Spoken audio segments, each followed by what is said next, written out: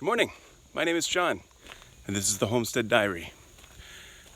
We're back in Missouri, and it is amazing, absolutely amazing to be back where it feels sane.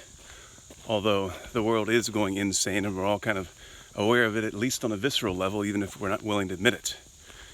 We came to Roby, Missouri, where they're having a meetup. A gentleman by the name of Travis Maddox has a little YouTube channel called The Prepared Homestead, and they have monthly meetups here where people who are into the prepper things or are into homesteading or they just want to get out and meet people in their community, that's what this is for. And it's an awesome group of people that come out every month, and we learn lots of awesome stuff. Last month there was a dentist who came out to talk about dentistry when you can't get to the dentist and the different things that you can do, should do, whatever.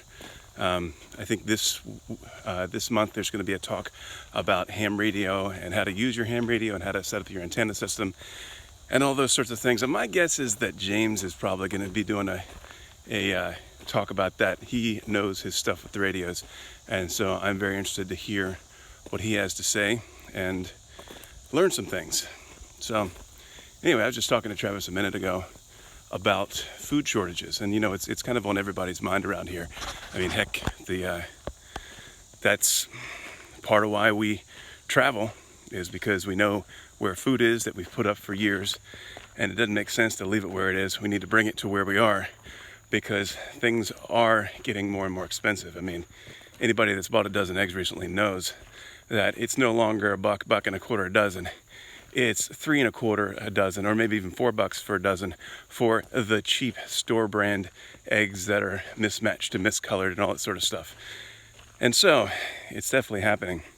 We were talking about the local farmers here, because of fertilizer prices, the guys who make hay for a living, they normally will fertilize their fields. And he was saying that there's a guy who 8 years ago was paying $2,000 for the fertilizer that he needed to produce the volume of hay that was necessary in order to support himself. And then 2 years ago, that same volume of fertilizer cost about $5,000. And now, this year, half that volume of fertilizer costs $12,000. So in order to get the fertilizer and hay production that he got 2 years ago for $5,000, he'd have to spend $24,000. So it's getting bad. And where does that cost get passed on to? Well, it first gets passed on to the farmers who buy the hay for their cattle. And then in turn, that gets passed on to the consumer at the store. And I've been hearing from a lot of sources, a lot of different people through the past, it's been years that I've been hearing about this, in particular from David Dubine over at Adapt 2030 and Christian Westbrook over at Ice Age Farmer. Both channels highly recommend. They're YouTubers as well. And it's kind of the consensus that food prices are going to pretty much skyrocket come September, October, as if they haven't gone up enough already. And this just has to do with the fact that it's the growing season this year has not been as productive as they were expecting it to be, because they can't afford the fertilizer, because they keep blowing up the fertilizer plants. And I know people want to say, well, that's a conspiracy theory, and on and on and on. But the number of fertilizer plants and food production facilities, processing facilities that have just gone poof, up in smoke the past couple of years is unprecedented. And so I'd like to think it's an accident, but all the nonsense that's been going on the past few years, especially with that so-called public health crisis, I'm inclined to think it's a bunch of bull. And I hope that y'all have been, I know you haven't been listening to me, because I've only been putting up videos for, 6-8 months, something like that, and there aren't a whole lot of people following me or subscribed or whatever, and it doesn't really matter, because that's not the point. The point of this is so that those of you that I know and love, and I hope take me seriously to some extent, have been listening and have been preparing, even if it's buying an extra case of beans every time you go to the store, just because you got a little extra room in your closet and you say, well, what the heck, that's an extra $8, $10, whatever. I hope you've been taking it seriously, and I hope that you've been taking my recommendations for different YouTubers to follow seriously, because there are a lot of people who are aware and way better than I am at knowing what's going on in the markets and prognosticating, because I'm not a prognosticator at all. I just kind of see what other people are talking about and can experience on my own. And things have been going crazy and things are getting worse. And I hope that y'all are out there looking around and saying, not only do I need to maybe have a little bit more food on hand than I normally do, but I need to kind of do an area study.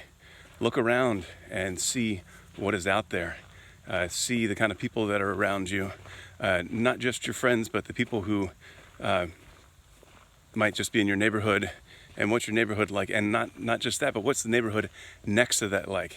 And what is likely to happen if the people in the neighborhood next to you get hungry? What are they likely to do, and where are they likely to go?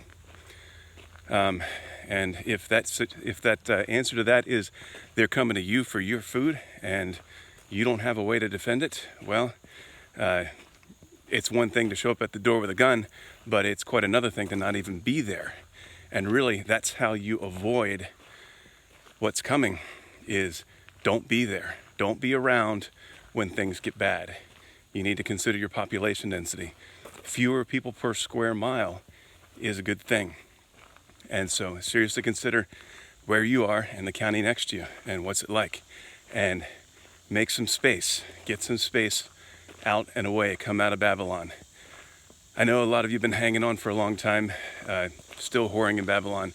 And I know the call is strong. The urge to stick around is so strong. I mean, I just got back from Oregon, and it is so hard being back there in that environment and looking around and wanting to romanticize about what it was like and what it could still be, but yet realizing that it is not that anymore, and it's no longer a tenable situation. For reasons we don't need to go into. That's a whole nother book of videos. Anyway, we are looking forward to today, and we are so grateful to be back in our home state. Well, we have multiple home states, multiple places where we live. And at least for now, as we do our remodeling that we've been doing, this is where we call home, because ultimately home is where the family is. And it doesn't matter what individual, or I should say, the bureaucrats that like to think that they can make the rules and make you follow them. It doesn't matter what they say about where your home is. Your home is where your family is, and where love is, and where you can, in peace, worship your Creator. I hope you all have a blessed day.